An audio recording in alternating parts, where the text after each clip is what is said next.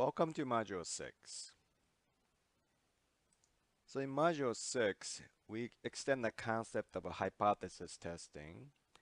So this time, instead of looking at one parameter, we're going to cover the concept of testing the claim about two parameters, namely two population proportions and two population means. So this includes the constructing and interpreting the appropriate confidence intervals. So we'll use the confidence intervals to make a decision about rejection.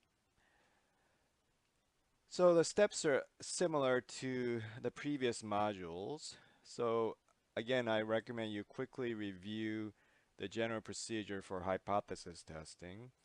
The main differences between last modules and this current module is that the formulas are a little bit different. As you can see, we're dealing with two parameters, so the formulas get rather complicated. But this spreadsheet will help you understand the calculations and do them fairly quickly. So there's one for the proportion, and here's a set of formulas for the two means. So let's get started. First, we're going to look at the claim about two population proportions by creating a confidence interval estimate for proportion 1 minus proportion 2. So here's an example. In a study of treatments for very painful cluster headaches, 150 patients were treated with oxygen and 148 other patients were given a placebo consisting of ordinary air. Among the 150 patients in the oxygen treatment group, 116 were free from headache after 15 minutes. Among the 148 patients given the placebo, 29 were free from headaches 15 minutes after the treatment. Use the 0.01 significance level to test the claim that the oxygen treatment is effective. So let's create a table with the treatment. So 116 patients free of headache after 15 minutes out of 150. For the placebo, 29 people are free of headaches out of 148 patients. So we're saying the proportion of treatment will be higher than a proportion of headache-free patients in the placebo group. So that means the null hypothesis will be that the proportion 1 and proportion 2 will be the same. The alternative is that proportion 1, P1, the treatment group, that proportion should be higher than the proportion 2. So let's see what happens. So you have x1, which is 116, x2, that's 29, N1 is 150 patients, and N2 is 148 patients. We'll be using the Z as the test statistic. So in order to do so, we need these variables. So P1 hat, P2 hat. We're going to assume that the difference between P1 and P2 will be 0. So P1 minus P2 will be 0. We need P bar, Q bar, N1, P bar, Q bar, and then N2. And P1 or P bar here is called a pooled sample proportion. And then the formula for that is x1 plus x2 divided by n1 plus n2. So let's calculate each component. So P hat is x1 divided by n1. P2 will be x2 divided by n2. Q1 hat will be 1 minus P1 hat. And Q2 hat will be 1 minus P2 hat. P bar, or the pooled proportion, is x1 plus x2, n1 plus n2. And then Q bar will be 1 minus P bar. So plug all that in to this test statistics formula. Then you get the Z to be about 9.44. Since this is a greater than, I'm going to use 1 minus normal distribution, 1 minus norm.s.this function. If this was a left-tail claim, left-tail test, then you just simply put no equal sign norm.s.this function,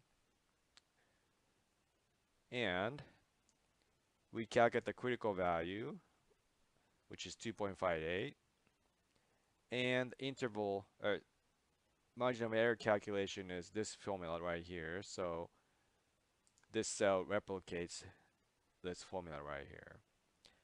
That gives us the confidence interval estimate for P1 minus P2 to be somewhere between 0.45 to about 0.699. So the confidence interval for the difference of P1 minus P2 is written as this way.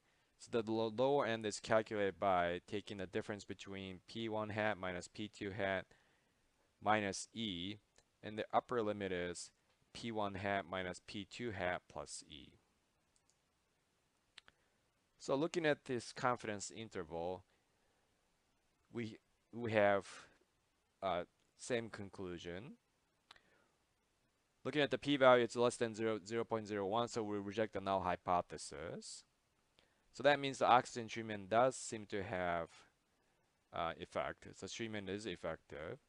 If you look at the confidence interval, it does not contain the value 0. That means if it contains 0, then P1 minus P2, the difference would be 0. So if there's no difference, 0 will be in between the interval. But since it's not, we can say that there is a difference between treatment group and the placebo group.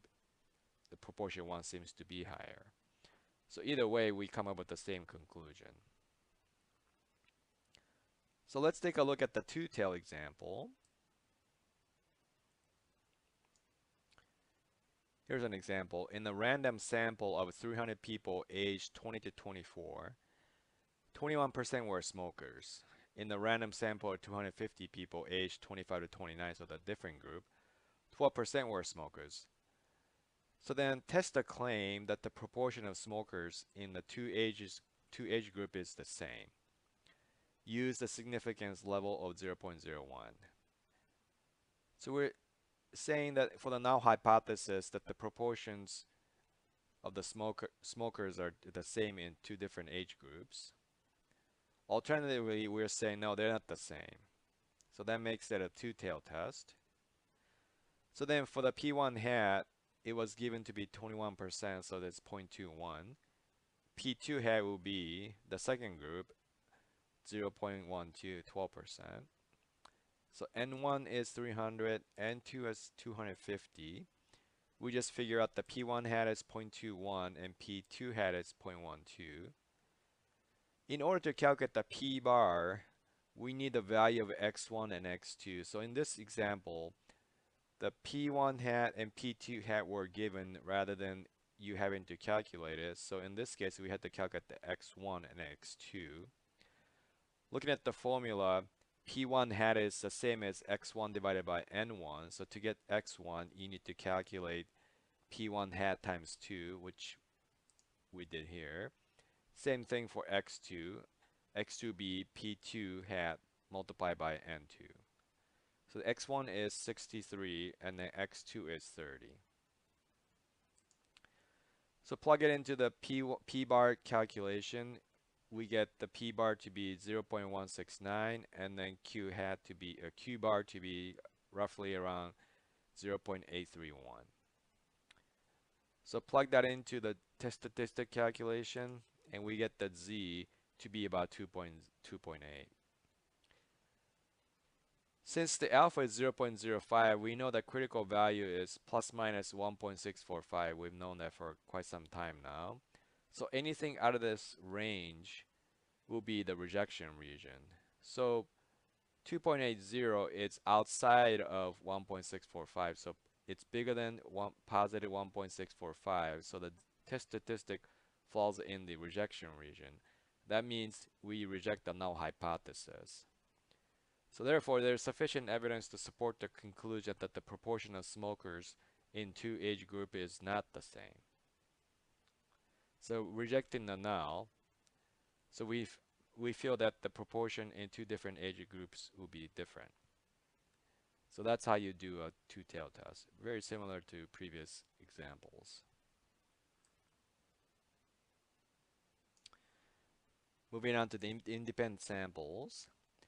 So here's an example about independent samples with sigma 1 and sigma 2, but we don't know the unknown sigmas, and we do not assume them to be equal. Okay, this is typically the case with two independent samples. So example 2, researchers conducted trials to investigate the effects of a color on creativity. Subjects with the red background were asked to think of create tasks for a brick. Other subjects with the blue background were given the same task. Responses were given by a panel of judges. Researchers make the claim that the blue enhances performance on the creative task. Test the claim using a 0.01 significance level. So what's implied here is that we don't know the sigmas, and we are going to also assume they're not equal. So the data says N1 to be 35, X1 bar to be 3.39, and S1 to be 0.97. For the blue side, N2 is 36, X2 bar to be 3.97, and S2 to be 0.63. So this is the data collected by the researchers. The degrees of freedom will be the n minus 1 of the smaller of the n's. So compare 35 to 36, we know that 35 is smaller. So 35 minus 1 is the degree of freedom. And you plug that into T-statistic. We use test statistic because we had to compute S rather than we're given the S or the sigma. So we use the t-test. And again, we assume the mu1 and the mu2 be no different between the two. So the difference between mu1 and mu2 to be 0. Plug all these numbers in, and you get the t-value of negative 2.97895.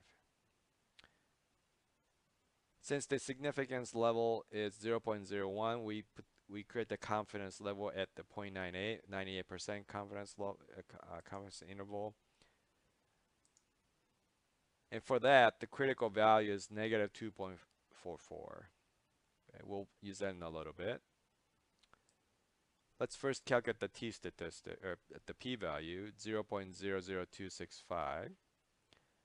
And the margin of error is this whole calculation. We have the S1 and S2, N1 and N2, so plug all that in, and we get the margin of error to be about 0.47529.037. So let's calculate the confidence interval. It's going to be x1 bar minus x2 bar minus the error, and then the upper limit is the difference in the x bar, so x1 bar minus x2 bar plus e. So the confidence interval of the difference between mu1 and mu2 is somewhere between negative 1.06 to negative 0.10. So what does that mean? That means we're 98 confident that the limits of negative 1.055 and then negative 0.105 actually do contain the difference between proportions. Notice that it does not include zero, value of 0. So that means that our interval suggests that there is a significant difference between the two means. So using the p-value, it's 0.0021. It's smaller than 0.01, so we're going to reject the null. So again, we come up with the same conclusion that the means between the two are not the same. They're not the same, so we're going with the alternative hypothesis.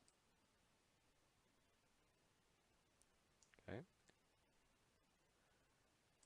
What about the case of known sigmas? Well, that's rare, so we're not going to go through the examples, but if you do run into the situation, here are the formulas for the confidence interval estimator of mu1 minus mu2 with the known sigma 1 and sigma 2.